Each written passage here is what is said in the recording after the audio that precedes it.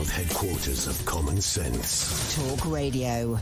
Now, an interesting poll has suggested that most Conservative voters, probably most voters, they would back a ban on trans conversion therapy, despite Boris Johnson's U-turning. And it's difficult to keep up with the government U-turns on many issues, let alone the trans issue. But the Prime Minister has said he will ban therapy that aims to stop people being gay conversion therapy, but he did not want a similar measure for trans people. This after the concerns that people who were talking about being trans wouldn't even be able to access just any counselling at all about whether or not they were really trans or not. Well, let's talk about this with Jane Ozanne, who's the director of the Ozanne Foundation and chair of the Ban Conversion Therapy Coalition. Good morning to you, Jane.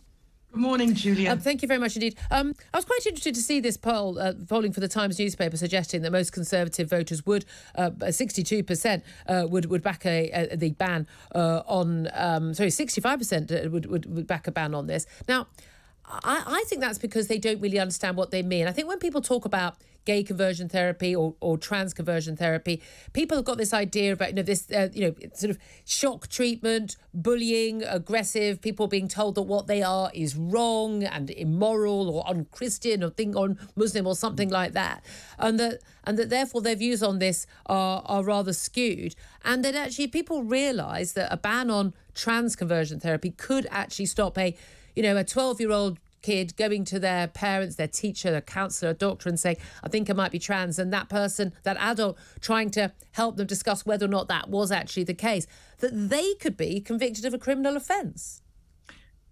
Julia, I completely disagree with you. I think the general public are very well aware what trans conversion therapy is. It's being told that they can't be cisgendered. And what you've just said there is absolute rubbish, I'm afraid. The conversion therapy ban would have no impact whatsoever on those conversations. What we're talking about here is people being told that they can never be trans because of an ideology or a cultural norm in a person's close community, which tells them they will never be allowed to be trans. When you say be allowed to be trans, predetermined purpose.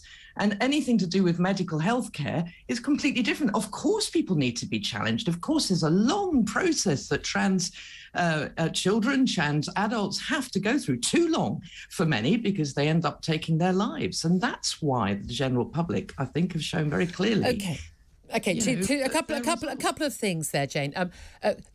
Again, this claim which is always used that people end up taking their lives because they're going through a very long process through this. I'm sorry, but the stats on that are not entirely clear, actually, and I think that is an unfair argument to use. But also, you say they need Julia, to be. I was at a protest with 3,000 people, where we heard testimony after testimony on Sunday of young people whose friends had taken their lives, who themselves had tried to take their lives. So there are very sadly, there is a mental health crisis, and a lot of young people are taking their lives, but there are also young people. Pressure that people like this conversation has on them. Okay, I'm sorry, but it's Jane.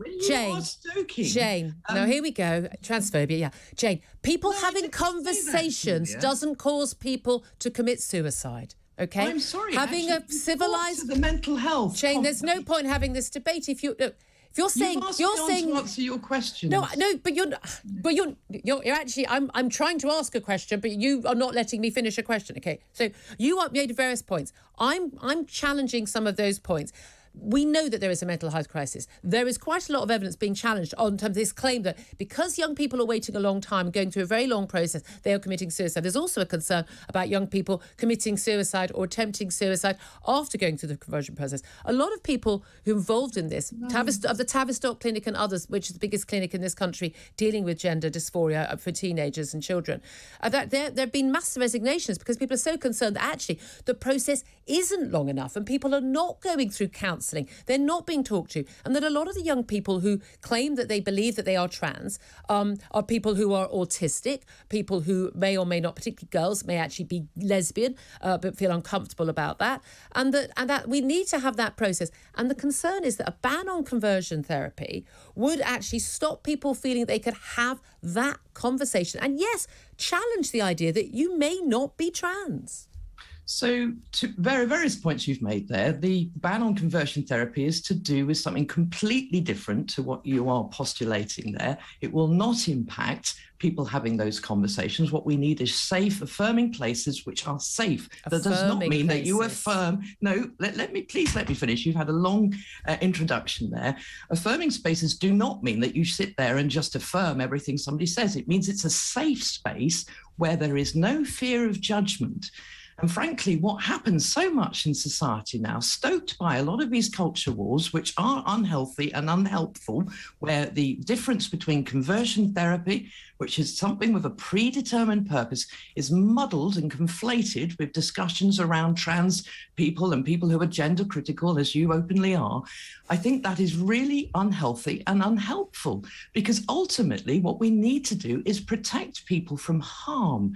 And the stats are clear, Julia. The stats are extremely clear. The international community now, including all the medical experts, have spoken out about the need for a ban on conversion therapy for trans people, because they are far more likely to be offered it or undergo it. And indeed, their outcomes are much worse in terms of suicidal ideation. I picked up on the word affirming. What we need is safe counselling and safe spaces where young people who are confused and anxious can talk about it. But you use the word affirming. That's been the trouble, that we've had people basically told, and parents who've been told, look, if you even question your child saying, I think, a girl says, I think I may be a boy, or a boy says, I think I may be a girl, if you even question that you are transphobic, and that you're actually pushing your child down the route where they will end up taking their own life. That's happened. Parent after parent has testified to that. Well, I'm sorry, I disagree. Affirming, and in fact, we've just had a statement from many senior religious leaders talking about the need for affirming spaces, which are spaces